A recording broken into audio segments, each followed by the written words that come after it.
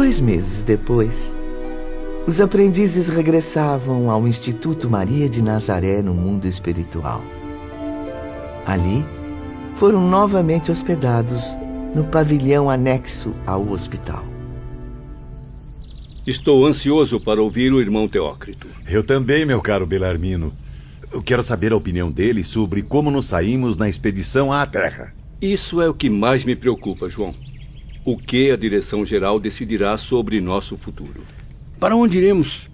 O que será de nós quando estivermos longe de Teócrito, de Roberto, enfim, desta elite tão acolhedora? Será que reencarnaremos imediatamente no caso de não termos conseguido méritos para um estágio mais longo nesta colônia?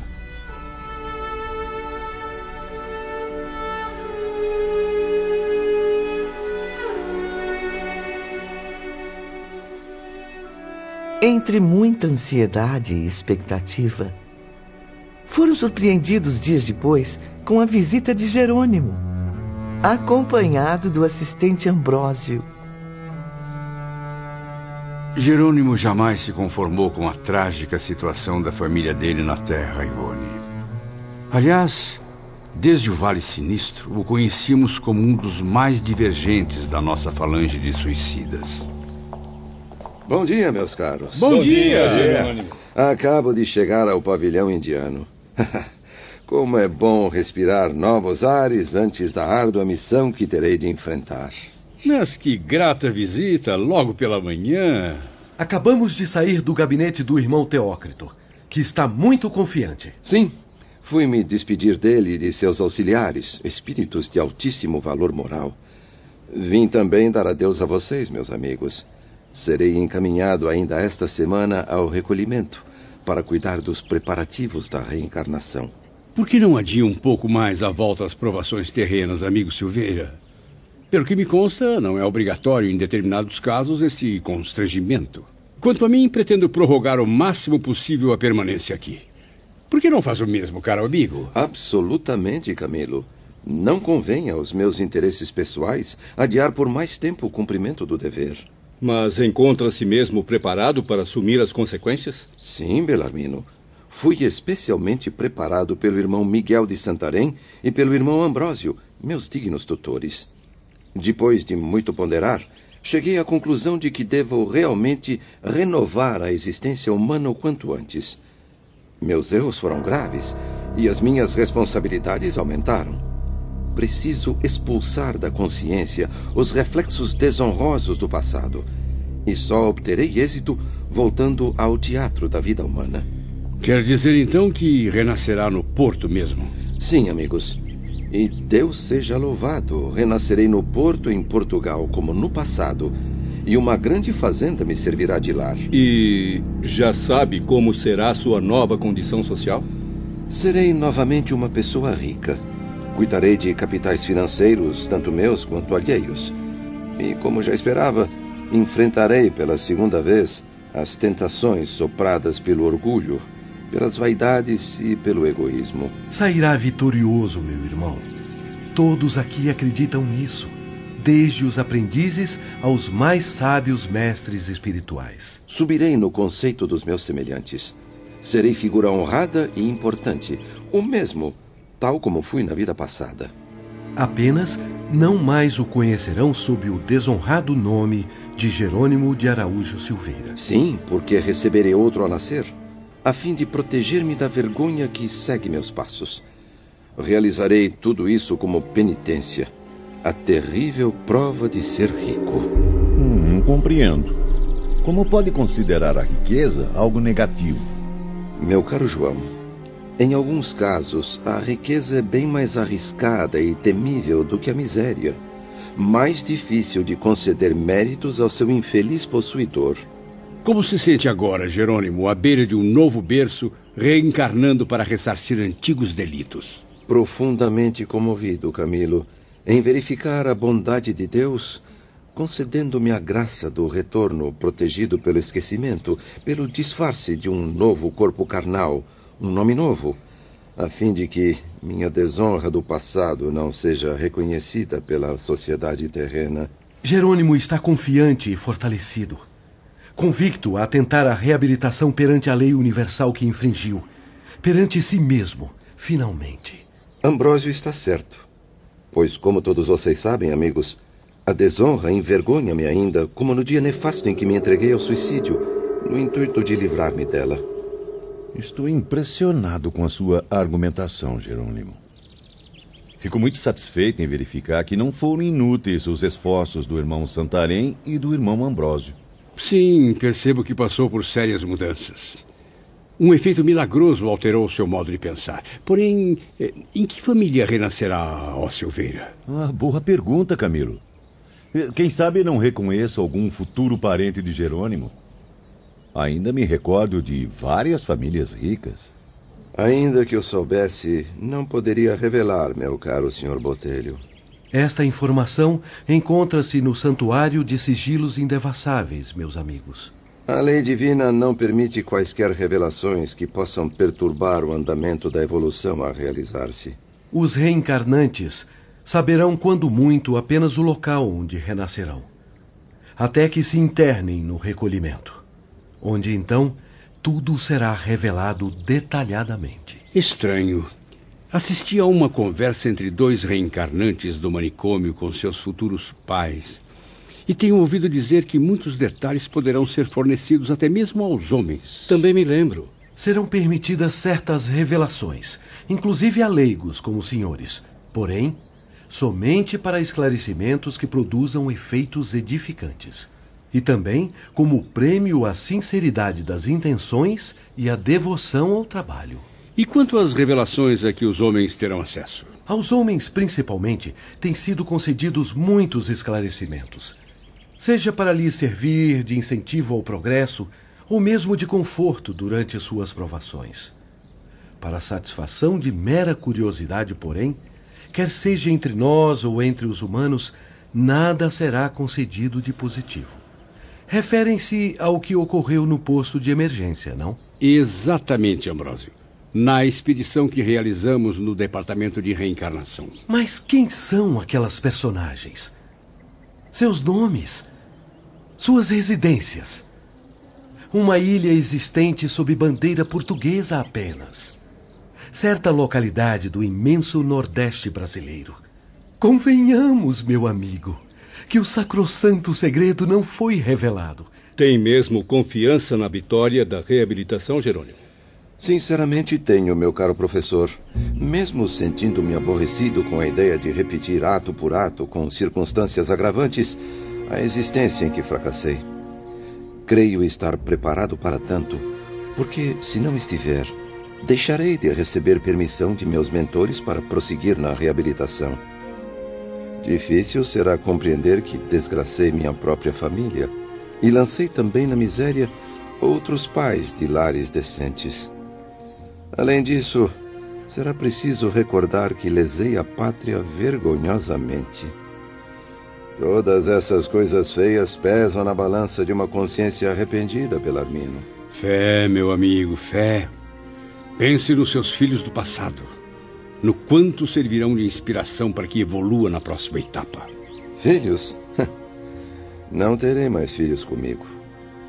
Deixando de zelar pela família até o final, rejeitando no meio do caminho o honroso dever de chefe do lar, coloquei-me na desgraçada situação de não conseguir oportunidades nessa próxima existência de constituir uma família e ser novamente pai. Contudo, a fim de compensar a má atitude contra Zulmira e seus filhos, Jerônimo prometeu a Maria, mãe de Jesus, reunir esforços quando na terra, no sentido de amparar crianças órfãs, construir, de qualquer modo, abrigos que protejam a infância. Exatamente. Pretendo zelar pelos pobrezinhos como se fossem filhos gerados por mim. Será o meu ideal na existência reparadora. Deus queira que construa os abrigos para as crianças antes que a ruína financeira destrua suas possibilidades futuras, amigo Jerônimo. Deus queira, amigo. Porque antes ou depois da ruína financeira que me aguarda novamente, hei de tornar-me arrimo de muitos órfãos, seja à custa de qualquer sacrifício. No momento, o nosso penitente carrega as melhores intenções, porém, a vitória dependerá de sua força de vontade. Não está sendo pessimista demais, meu jovem Ambrósio? Cauteloso, irmão Camilo, apenas isso. Geralmente o espírito reencarnado deixa-se levar pelas armadilhas terrenas, esquecendo compromissos de honra assumidos na espiritualidade. Mas, se a vontade de vencer for superior às influências nocivas do mundo material, será bem certo que seus mentores invisíveis o iluminarão com inspirações sadias. Serei eu, então, o pessimista? Suponhamos que Jerônimo venha a desprezar as promessas feitas ao reencarnar. O que acontecerá? A consciência o deixará eternamente inquieto. E mais tarde, regressando à espiritualidade, se envergonhará de ter faltado com a palavra. Compreenderá, além disso, a necessidade de cumpri-la em uma nova migração terrena. Esperamos, no entanto, que isso não aconteça no caso em questão. Jerônimo possui o principal fator para realizar o prometido: a boa vontade, a ternura pelo órfão abandonado. Tem alguma notícia da sua Margaridinha? Permanecerá para sempre no Brasil? E Albino? Continua na prisão? Sua Majestade interessou-se por ele realmente? Ah, sim. Estava mesmo para contar aos amigos as boas novas. Nunca mais pude visitá-los, como sabem. No entanto, estou seguramente informado de que Margaridinha, chegando ao Brasil, casou-se com um compatriota, homem honesto e de bom caráter. Ah, louvado seja Deus. Louvado seja, meus amigos. Que bem faz a minha alma dar essa notícia. Quanto ao Albino, é comerciante, embora modesto, em Lourenço Marques, na África. Corresponde-se frequentemente com aquele médium amigo de vocês. Fernando? Sim, Fernando, que o tem aconselhado honradamente, que empregou todos os esforços para favorecer-lhe meios honestos de viver. Além de ensinar a Albino a ciência dos espíritos, da qual tornou-se adepto fiel. E meu saudoso filho casou-se também há pouco mais de um ano com uma bonita morena portuguesa africana. E agora é pai de 2 lindas gêmeas recém-nascidas. Você os vê, Jerônimo? Costuma visitá-los? Sim, amigo Botelho. Vejo-os através dos aparelhos do irmão Santarém. É como se os visse bem de perto e falasse com eles. Tenho permissão para isso. E quanto a Zulmira? Ah, Zulmira. Cúmplice infeliz das minhas loucuras. Pobre mulher. Amava-a tanto, meu Deus. Fui o responsável por suas quedas. Também devo reparações a ela. E hei de saldar essa dívida com a graça do Todo-Poderoso. Zulmira termina sua desgraçada vida amparada pelas filhas mais velhas, que não se negaram, graças a Deus, a socorrê-la quando as procurou. Mas será que mesmo depois de tanto sofrimento ela não mudou sua conduta? Pelo que sei, nem um pouco, professor. Chegou até a tentar impedir Margarida de ir para o Brasil.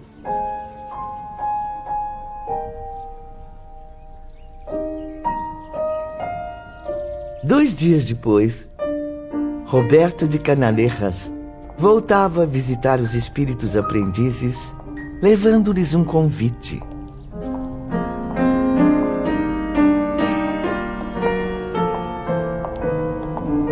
Irmão Teócrito convoca os amigos para uma reunião hoje à noite na sede do departamento hospitalar. É sempre bom rever o irmão Teócrito. Sabe qual será o tema do encontro, doutor Roberto? Trata-se de uma cerimônia de despedida, Camilo. Chegou o momento de se desligarem deste departamento e se habilitarem para outros caminhos, sempre em busca do progresso. Algumas horas depois... Incrível! Nunca vi tantos internos transitando ao mesmo tempo por essas ruas. Eles vêm de vários bairros próximos aos hospitais. Esta reunião interessa profundamente a todos, Camilo. A movimentação é mesmo intensa. Mas creio que a maioria dos internos pertence ao departamento hospitalar. Estou certo, Dr. Roberto? Sim, professor Bellarmino. São espíritos considerados aptos ou necessitados da renovação carnal, em consequência do grave crime que cometeram. Venham, o irmão Teócrito já nos aguarda. Ao ingressarem na sede do departamento, onde Teócrito mantinha os gabinetes de direção, foram surpreendidos pela majestosa arquitetura do edifício. Assim como nos demais, imperava o estilo português clássico, de grande beleza e sobriedade de linhas. Ao chegarmos, fomos gentilmente encaminhados a uma grande sala de assembleia, onde as tribunas dos palestrantes seriam ocupadas pelo grande público, isto é, por nós, os tutelados. Ao nível da sala, ficariam os diretores, como num anfiteatro. O tom branco azulado destacava-se na luz que invadia o ambiente, como se sua fonte viesse de fora do edifício. Pouco a pouco, o recinto foi ficando cheio. Os lugares reservados às sessões eram rigorosamente separados por linhas divisórias. As arquibancadas funcionavam como grandes camarotes destinados a classes sociais diferentes. Ali, porém, a segregação era mais justa, ou seja, as diferenças eram de ordem moral e vibratória. Os grupos que enchiam cada camarote harmonizavam-se satisfatoriamente, apresentando grau idêntico na escala das responsabilidades, dos méritos e deméritos. Os responsáveis pelos vários setores do departamento mantinham-se ao lado de Teócrito na tribuna de honra. Assistentes e vigilantes, por sua vez, acompanhavam os internos nas arquibancadas. Creio que o evento seja realmente importantíssimo. Já repararam nas presenças ao redor do irmão Teócrito? Padre Anselmo, educador da falange de suicidas obsessores aprisionados na torre. Irmão Miguel de Santarém, o abnegado conselheiro do isolamento. Irmão João, guia paciente e caridoso da triste falange do manicômio. E, é claro, Romeu e Alceste, com toda a qualidade de assistentes do irmão Teócrito. Já notaram quem está à direita, bem ali ao longe? Jerônimo, nosso companheiro.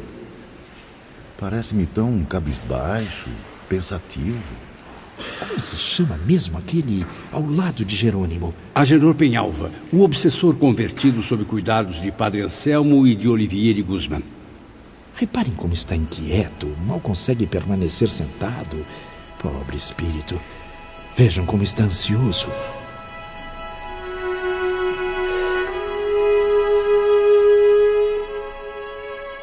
Deus queira, Ivone, que um dia os homens encarnados, responsáveis pelos graves problemas que agitam a humanidade, aprendam com os espíritos quando se reunirem para decidir o futuro da Terra. Que assim seja, meu amigo. E o futuro? Ah, o tão misterioso futuro também seria decidido naquele magnífico evento espiritual.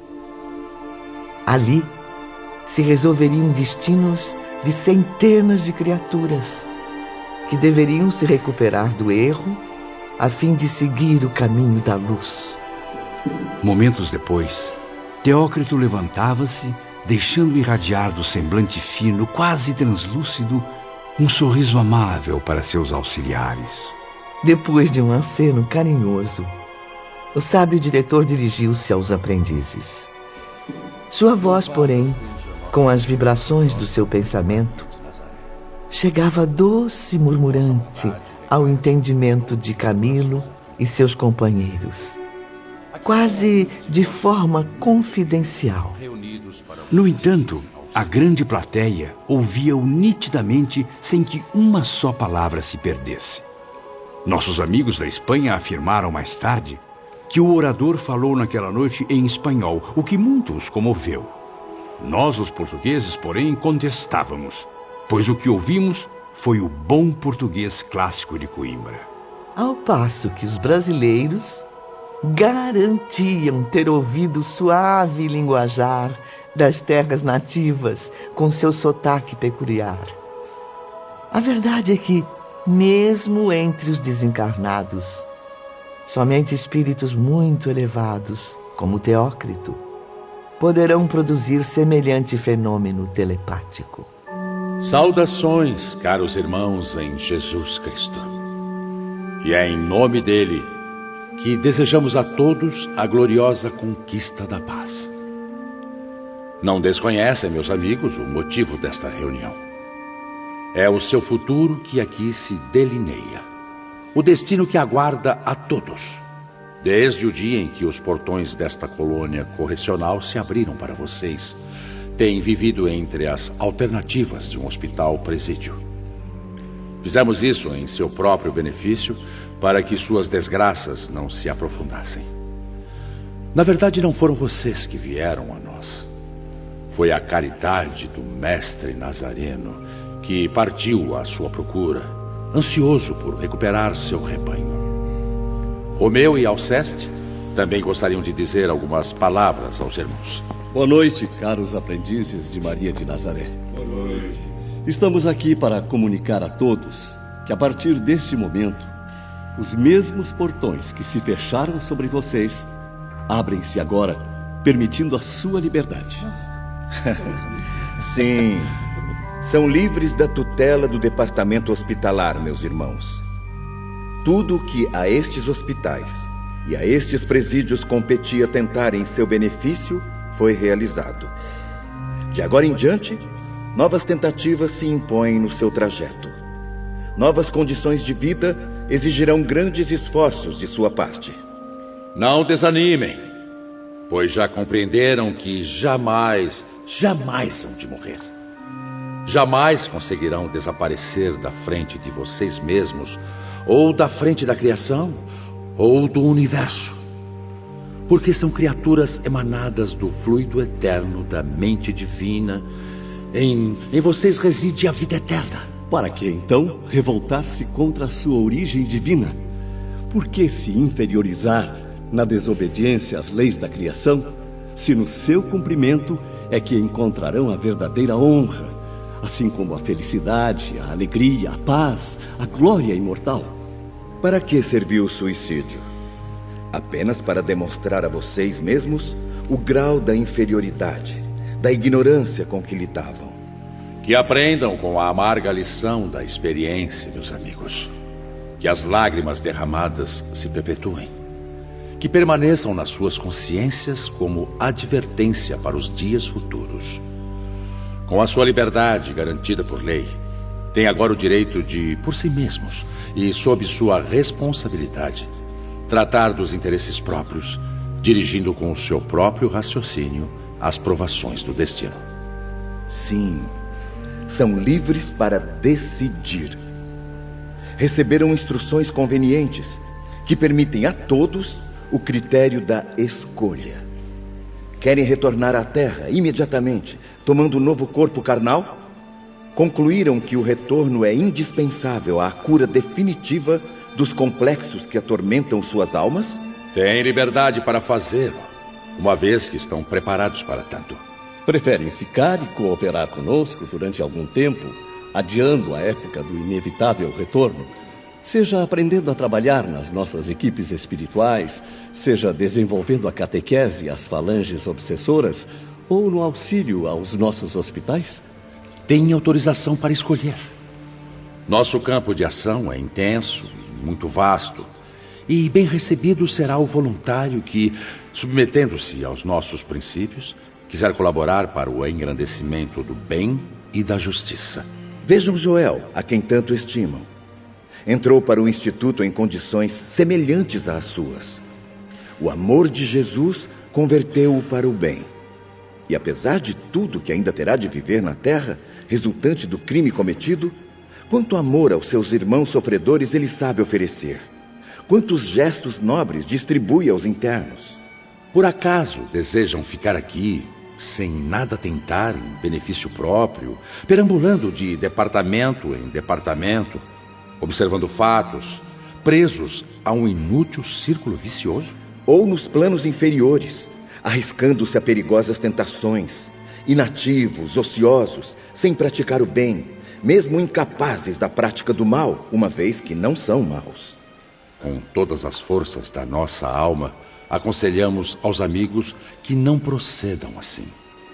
Por outro lado, desejarão prolongar a permanência no Instituto, a fim de se aprofundarem nos conhecimentos superiores da vida? Sejam bem-vindos, meus caros, e aprendam com Jesus, o mestre dos mestres, os princípios que têm faltado a vocês. Muitos aqui presentes se encontram habilitados para esse curso preparatório. Para outros, porém, o momento ainda não chegou. Desculpe-me, venerável irmão Teócrito, mas como saberemos quem está ou não habilitado? Se o meu momento chegou, quem irá me dizer? Da mesma maneira, e se ainda não estiver pronto para receber tamanhos ensinamentos? Camilo, Belarmino, meus queridos irmãos, suas consciências revelarão o caminho a seguir. Não há necessidade de citarmos nomes. Mesmo aos habilitados, no entanto, nada obrigará à aceitação do convite. Aceitarão se o quiserem, por livre e espontânea vontade. Ah, sim, entendi. Concederemos a todos um prazo. Embora estejam esclarecidos para decidir por si mesmos, convém sermos cautelosos. Receberão ainda algum tempo para meditação. E quanto tempo teremos, nobre irmão? 30 dias. Não mais do que isso. 1 mês para refletirem sobre as escolhas que definirão os seus destinos.